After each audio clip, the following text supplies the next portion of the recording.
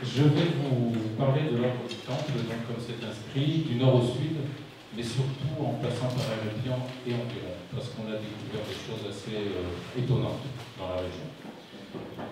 Alors, tout d'abord, je vais bien sûr vous parler de l'ordre du Temple. Je voudrais tout d'abord vous dire ce que nous trouvons en règle générale dans les livres d'histoire, le dictionnaire et autres. L'ordre du Temple était un ordre religieux, militaire, issu de la chevalerie chrétienne du Moyen-Âge, dont les membres étaient appelés les Templiers. Cet ordre fut créé à l'occasion du Concile de Troyes en 1129 à partir d'une milice appelée les Pauvres Chevaliers du Christ et du Temple de Salomon. Il œuvra pendant les XIIe et XIIIe siècles à l'accompagnement et la protection des pèlerins pour Jérusalem dans le contexte de la guerre sainte et des croisades. L'ordre devint une puissance financière, le menant même à effectuer des transactions avec certains rois ou à avoir la garde de trésors royaux. Après la perte définitive de Terre Sainte en 1291, l'ordre fut victime de la lutte entre la papauté et le roi de France, Philippe le Bel. Il fut dissous par le pape Clément V en 1314. La fin tragique de l'ordre mena à nombre de spéculations et de légendes sur son compte. Alors voilà comment on résume 2 siècles d'histoire en y ajoutant les massacres perpétrés par les croisés. Alors déjà une précision, en 200 ans, il y a eu 20 grandes batailles seulement, et sachez que la palme du siècle le plus meurtrier revient au XXe siècle.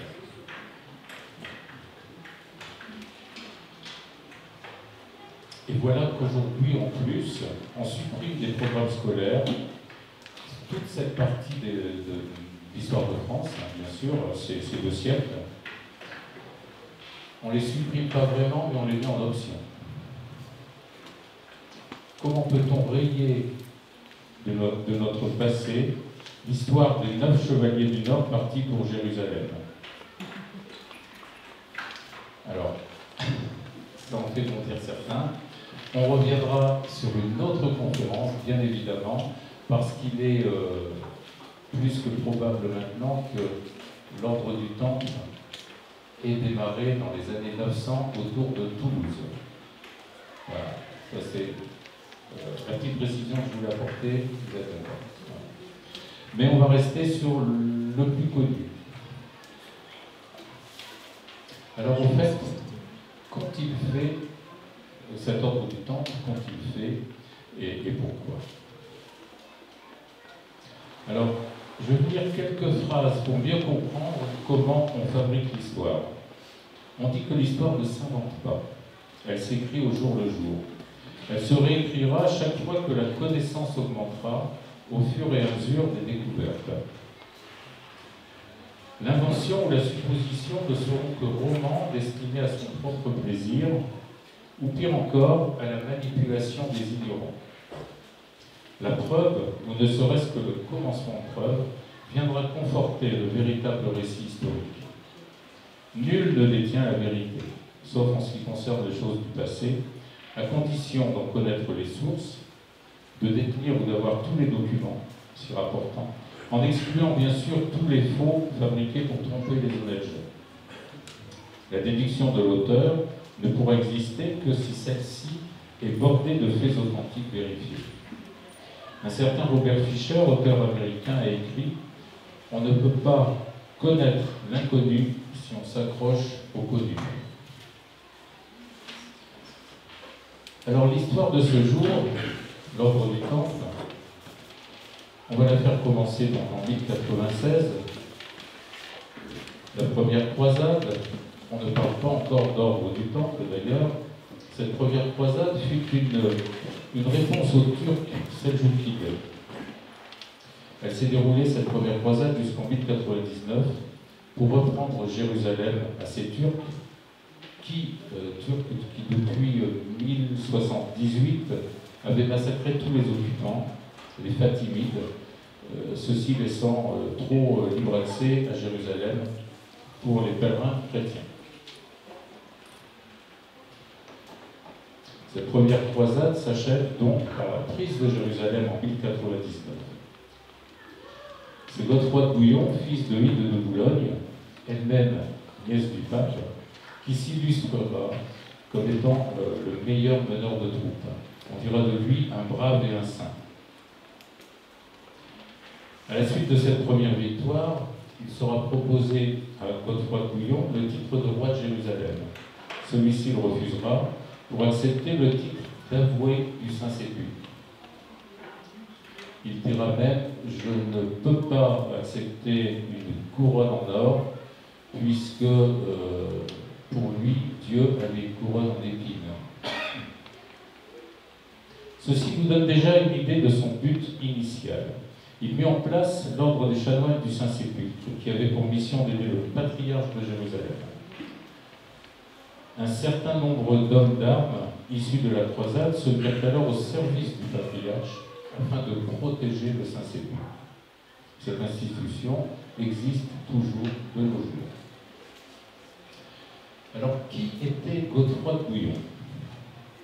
Fils du duc de Bouillon en Belgique et de Hyde de Boulogne dans le Pas-de-Calais. Le duc de Boulogne avait demandé en mariage Hyde car elle était descendante des rois mérovingiens. Son arrière-grand-père, Eustache de Boulogne, vint se marier dans une petite cité du côté de Carcassonne, enfin au sud de Carcassonne, qui s'appelle Rennes-le-Château, pas loin de Limoux, si certains connaissent. Et ce monsieur, Eustache de Boulogne, prit le nom d'Eustache Razès de Boulogne. Le Razès étant le nom de la région de Rennes-le-Château. Ce nom viendrait d'un ancien habitant de Rennes-le-Château, un certain Razi, philosophe arabe, qui écrivit le Livre des Secrets. J'avais eu l'an dernier ici l'occasion de faire une conférence sur le secret de Rennes-le-Château. Je vous invite à lire tout un tas de choses là-dessus, c'est assez étonnant. Alors, Hyde de Boulogne était une femme très pieuse, très imprégnée d'une vieille légende de Boulogne. En 636, il se dit qu'après une nuit de tempête, les Boulonnais ont vu la Vierge, ou plutôt une statue en bois noir à son effigie. Déposée là par une barque sans rame, sans matelot, elle aurait déclaré, cette statue, « Je suis l'avocate des pécheurs, la source de grâce, la fontaine de piété, qui souhaite qu'une lumière divine descende sur vous et votre ville. Mes amis, faites en mon nom édifier l'église. » Ni une ni deux, la statue est emmenée dans les hauteurs de l'ancienne ville et une chapelle est érigée à l'endroit d'un ancien temple païen. Nous sommes encore au début du christianisme en France. La Vierge Marie donne une image trop parfaite de la femme. Aussi, les chrétiens feront avec cette Vierge noire un rapprochement avec Marie-Madeleine, longtemps considérée comme une pécheresse et correspondant davantage à la Madone païenne. Ils l'appelleront Alma Mater, expression d'origine latine, traduisible par mère nourricière. Alma Mater est également une bulle pontificale, fulminée par le pape Clément V, beaucoup plus tard, le 13 avril 1310, dans le cadre du procès de l'ordre du Temple. Alma Mater, soit AM, que l'on trouve dans certaines églises ou chapelles pour nous rappeler le lien avec Marie-Madeleine, et non AM comme Ave Maria, comme le disent certains guides. Mais revenons à notre histoire. En 1100, après son succès à Jérusalem, Godefroy de Bouillon revient de Jérusalem avec des reliques, un morceau de la Sainte Croix, et surtout un tissu avec une goutte de sang de Jésus qu'il s'empresse d'offrir à sa mère. Il l'appelle le Saint-Sang. Hyde de Boulogne décide de construire une chapelle en l'honneur du Saint-Sang. Cette chapelle existe toujours, pour l'instant. Elle y fit déposer la relique. Elle décida aussi de construire une église dédiée à Marie sur le hauteur de la ville, en lieu et place de la vieille chapelle, et elle y redéposera la fameuse Vierge Noire. C'est à cet endroit qu'aujourd'hui se dresse la basilique de la ville de Boulogne-sur-Mer, construite sur une crypte de 1400 mètres carrés, qui contient les restes de l'église de Sainte-Ide de Boulogne. Cette crypte se visite toujours, et je vous invite vraiment à la visiter, c'est exceptionnel. Il faut compter 1 heure pour visiter la crypte. C'est à partir de 1150 que tous les chevaliers et tous les grands de toute l'Europe viennent se recueillir devant cette Vierge Noire de Boulogne. Et ça sera 2 siècles plus tard que le roi de France, un certain Philippe le Bel, fera faire une réplique de la Vierge Noire, la mettra dans une église proche de Paris pour plus de commodité, de parcours notamment. Il appellera ce village le Petit Boulogne ou Boulogne-sur-Seine, qui devient aujourd'hui Boulogne-Billancourt. Philippe le Bel, encore lui, découvrit à Boulogne-sur-Mer la relique du 500. Et il décida de lui offrir un écrin magnifique, tout en pierre précieuse. Cet écrin est toujours visible dans la crypte de la basilique de Boulogne-sur-Mer. Depuis cette époque, bien d'autres Vierges Noires apparurent en France. Les plus connues sont celles du Puy-en-Velay et, pas très loin d'ici quand même, celle de Rocamadour. À la Révolution, la statue de Boulogne-sur-Mer fut détruite. Il n'en reste plus aujourd'hui qu'une petite main, qui est visible toujours dans la crypte de Boulogne-sur-Mer. Alors voilà pour Godefroy de Bouillon et Boulogne-sur-Mer. Revenons maintenant à nos Templiers. C'est en 118, année du décès de Godefroy de Bouillon, que fut créé l'ordre des pauvres chevaliers du Christ et du temple de Salomon. On dit 1118, ça peut être 1119, selon les calendriers de l'époque. Cet ordre a été créé par 9 chevaliers, presque tous du nord de la France, et presque tous de même lignée familiale. Ainsi, Godefroy de Bouillon était cousin avec les 2 frères de la châtellenie de Saint-Omer. Robert de Craon était cousin par alliance, Archambault de Saint-Amand, païen de Montdidier, Geoffroy de Bossois aussi. De même pour la famille de Vermandois, les grands donateurs de l'ordre. Il faut savoir, concernant cet ordre des Templiers, que, mis à part lors de la première croisade et la prise de Jérusalem, plus jamais il n'y eut de fait de guerre attribué à ces membres pendant un siècle. Ce n'est qu'après 1230 que l'on retrouve des récits de faits de bataille attribués aux membres de l'ordre du Temple. De 1118 à 1200, il semble qu'il se soit attribué toute autre mission, étant logé dans les anciennes écuries dans l'ancien temple de Salomon. C'est, pendant cette période, l'ordre des Hospitaliers qui fut chargé d'aider les pèlerins sur les routes. L'ordre du Saint-Sépulcre s'occupait, lui, de toutes les affaires religieuses. On confiait aux croisés le rôle militaire, croisés qu'on a à tort confondu avec les Templiers. Ce n'est réellement qu'au XIIIe siècle qu'il n'y eut plus de différence et que tous étaient dirigés par le maître du Temple. En France, les Templiers s'organisèrent en commanderies et maisons. Il y en a eu plus de 9000. Ils fournissaient en bétail, denrées diverses, vivres, toutes sortes de choses, ceux qui se battaient à Jérusalem. Ils devinrent, avec les dons qui affluaient de partout, une très grande puissance financière. Au Portugal, c'est le cousin de Robert de Craon, Henri de Bourgogne, qui enrôla les troupes pour aider à lutter contre l'invasion sarrasine et du même coup donner l'indépendance au Portugal contre les Espagnols. Et donna un roi, le premier, donc Henrique, au Portugal. Il se dit de plus en plus que le nom Portugal viendrait de Port du Graal. Le premier roi leur offrit même la ville de Tomar, donna une franchise d'impôts à tous les Templiers qui aideraient à la reconstruction de tout ce qui avait été détruit. Ces Templiers-là, donc, devinrent les premiers maçons francs en franchise d'impôts de l'histoire. Nous sommes en 1136.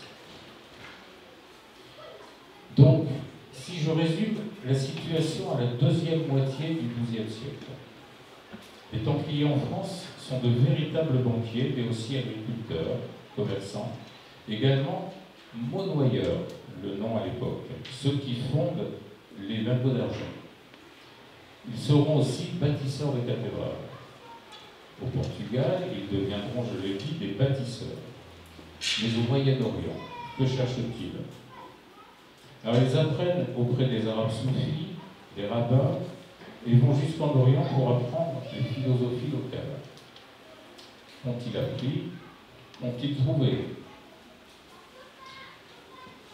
A priori, des choses plutôt gênantes pour l'Église de Rome, car vers 1250, l'Église de Rome commence à ne plus trop les aimer. À tel point que les Templiers, à partir de 1250, n'acceptent plus d'ordre que du roi de Jérusalem ou de l'avoué du Saint-Sépulcre, et plus du pape. Alors on connaît tous, grosso modo, cette histoire. Vers 1300, le roi de France, Philippe le Bel, ayant besoin d'argent, persuadé d'en trouver dans les commanderies, aidé par la papauté, qui elle-même est agacée par les prises de position de l'ordre contre la religion de l'époque, eh bien ce roi de France va décider d'abattre l'ordre du Temple. C'est en 1307, un 13 octobre, que tous furent arrêtés en France, et après 7 ans de procès lamentable, fut prononcée donc en 1314 la fin de l'ordre, avec la mort du 23e maître de l'ordre du Temple, Jacques de Molay, sur le bûcher. C'était le 18 mars 1314, à l'île de la Cité à Paris. On a certainement tous vu le magnifique film Les Rois Maudits, qui raconte cette terrible histoire. Ceux qui avaient eu la chance d'échapper à la rafle se sont ensuite enfuis vers le sud, l'Espagne ou le Portugal, où furent créés les ordres de Calatrava, l'ordre du Christ. Ces ordres existent toujours aujourd'hui, mais sont devenus des ordres, on va dire, des ordres de remise de médailles, plutôt littéraires ou autres, hein, pour voilà, n'ont plus rien à voir avec ce qu'ils étaient au départ.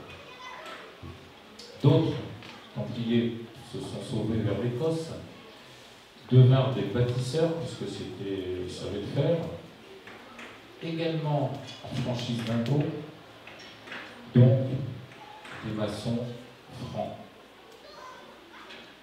Toujours lié à l'ordre du Temple, vient ensuite l'histoire du fameux secret de Rennes-le-Château. Rennes-le-Château, donc petit village de l'Aude, à quelques kilomètres de Limoux, au sud de Carcassonne. Je l'avais présenté donc ici l'an dernier, on ne va pas refaire la conférence bien sûr. Il s'agissait d'arriver au cheminement d'un fameux, très célèbre abbé Saunière, l'abbé de Rennes-le-Château, en 1896, devenu riche grâce à un secret découvert. Secret qui serait, comme il se le dit de plus en plus, en lien avec Marie-Madeleine et son arrivée en France, laquelle aurait été, je dis bien aurait été, enceinte de Jésus. Vous voyez le secret. Certains historiens vont même jusqu'à dire que de cette descendance aurait découlé la dynastie mérovingienne jusqu'à Dagobert. Donc vous voyez, je n'avais pas la prétention de faire un cours sur l'ordre du temps, parce qu'il y a tellement de choses à dire et on déborderait, il faudrait plusieurs jours. Juste resituer historiquement certaines choses, pas toutes, on est d'accord, mais voilà, pour resituer le tableau. Donc les Templiers du nord au sud, de Boulogne-sur-Mer à Rennes-le-Château, bien évidemment, sans oublier toute la région d'Occitanie maintenant, bien évidemment, et en passant par Héréclian, puisque j'y habite, et ses environs proches. Et vous verrez qu'on parlera beaucoup d'une chapelle, puisque notre association s'appelle Saint-Pierre-de-Rède. On a voulu prendre le nom de cette chapelle qui est à côté, à la sortie de la Magoulévin, parce qu'il y a des choses intéressantes. Ici, dans l'Hérault, à part peut-être Cazoul-les-Béziers, tout ce qui concerne les Templiers a disparu. On commence à découvrir les choses. On commence à redécouvrir les choses, absolument, on commence. Mais quand vous allez dans les villages, quand vous allez dans les villes, vous parlez Templiers, les gens vous regardent des yeux gros comme ça, ils vous disent il n'y a rien ici. Mais on commence à retrouver. Vous allez dans le nord de la France, ou dans le Pas-de-Calais, à Saint-Omer, vous demandez au conservateur de la ville de Saint-Omer, il dit absolument rien ici. Alors que tout part de là-bas aussi. Donc, après, vous allez à Boulogne-sur-Mer, ils ne sont pas très Templiers. Vous parlez de Godefroy de Bouillon, oui, mais vous parlez des Templiers. C'est comme ça. Il faut savoir qu'à partir de 1314, l'Église avait donné l'ordre de tout détruire. Tout ce qui concernait les Templiers, il fallait que ça soit détruit. Voilà. Donc, on commence à découvrir, mais c'est très difficile. On trouve beaucoup de choses, par contre, en rapport avec l'ordre de Saint-Jean de Jérusalem. Ordre qui a récupéré toutes les possessions templières après 1314. Par exemple, vous avez la commanderie de Pézenas. Également la commanderie de Largue. Entre autres, il y en a d'autres. Notre historien local, qui est présent là, qui fait des conférences juste après, Étienne Dumont, saura certainement vous en dire davantage aussi sur les présences templières dans la région. En ce qui me concerne, j'ai trouvé la trace de 2 chevaliers templiers, un certain Ponce de Tézan, 1096, celui-ci ne fait plus, on en est sûr, du doute, et un autre chevalier du Temple, Pierre de Tézan, 1232. Là, on a les documents, cela on en est sûr. Alors, j'en ai pas encore la certitude, mais il est fort probable que le seigneur de Faugères, Salomon de Faugères, ait été au moins très proche de l'ordre du Temple, puisqu'on retrouve dans des écrits concernant les droits de péage, notamment ici, sur la commune Vérétien, l'autorisation de participer aux discussions, pour les paiements, bien sûr, du précepteur du Temple, donc l'ordre du Temple, qui venait d'Arles.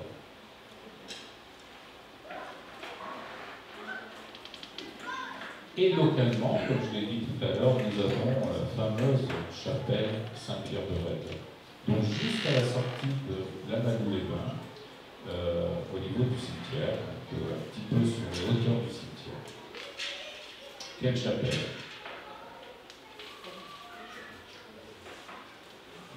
Je vous cite un tout petit texte qu'on a retrouvé, l'an 551, un roi de France, qui devrait être Clotaire Ier, si... non. Childebert. Je me trompe tout le temps. Childebert. Donc, Childebert fit, la veille d'une bataille décisive, le vœu de faire construire un certain nombre d'églises dans le Languedoc, si le ciel lui prêtait son secours pour remporter la victoire. Son vœu fut exaucé, et à peine sorti de ce combat redouté, il fit ériger à Rède une église en l'honneur de Saint-Pierre. Donc il reste aujourd'hui, c'était un prieuré apparemment, hein, et il reste aujourd'hui la chapelle qui devait donc appartenir à un grand prieuré. Voici quelques photos.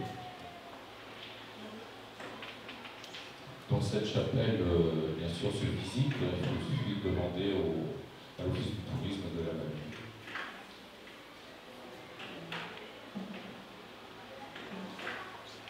Alors à l'entrée, une croix qui ressemble à la croix templière qui nous accueille.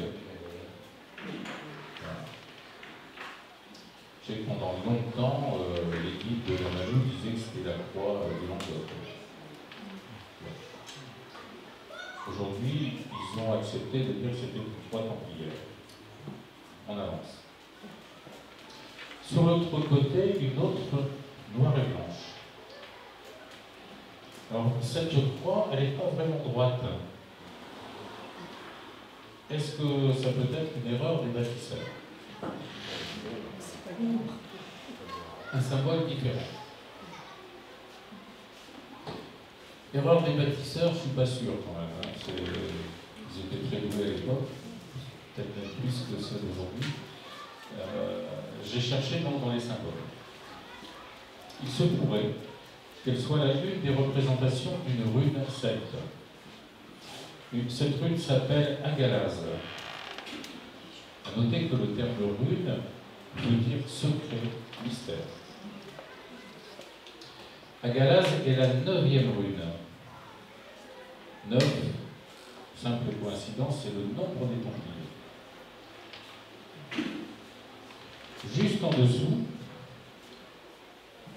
un linteau gravé. Plusieurs spécialistes sont d'accord pour dire qu'il s'agit de 2 lettres arabes, le alif et le lam. A-L, ou plutôt de droite à gauche, L-A. Alors une première explication, toute simple, le lam fait référence à l'ange Gabriel et veut dire force de Dieu.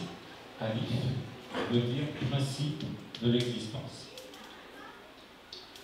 Ces 2 lettres ne sont jamais seules dans le Coran. Elles doivent toujours être accompagnées du mim, la lettre mim, en référence à Mahomet. Il semble qu'ici, celui ou ceux qui ont fait ce linteau aient voulu exprimer autre chose. On retrouve ces 2 mêmes lettres arabes au Puy-en-Velay. Alors au Puy-en-Velay, elles ont été faites très certainement au XIIe siècle. On a même retrouvé, paraît-il, donc le nom du sculpteur. Il s'appelait Gosfredus. Et lui, il aurait copié des motifs fatimides. Je vous rappelle, les Fatimides sont ceux qui ont été expulsés des Turcs à Jérusalem. Et les Templiers ont eux-mêmes expulsé les Turcs. Donc peut-être que les Templiers ont retrouvé des écrits intéressants. D'après les Fatimides, ces 2 lettres représentent l'adoré, donc Dieu, et l'adorateur, l'homme. Lorsque ces 2 lettres sont entrelacées de la sorte, à tel point qu'on les confond, alors l'adoré et l'adorateur ne font qu'un. Voilà peut-être le message transmis par le tailleur de pierre. Adoré, adorateur, ça fait 2A, soit AA. Il existait à l'époque du XVIIIe siècle une société angélique qui prendra le sigle AA. Cette société très initiatique qui regroupe de très grands personnages, dont un certain Blanchefort de Créqui et le peintre Nicolas Poussin, entre autres, et plus tard, très certainement, le fameux abbé Saunière de Rennes le Château. On retrouve d'ailleurs, à l'entrée de l'église de Rennes le Château, église totalement remaniée et décorée par l'abbé Saunière en 1900, un double A.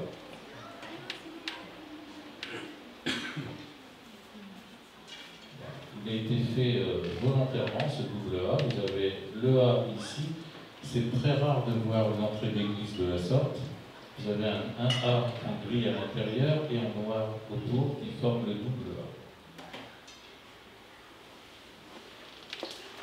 La Société angélique prendra par la suite le nom de Société du Saint-Sacrement, basée à Saint-Sulpice.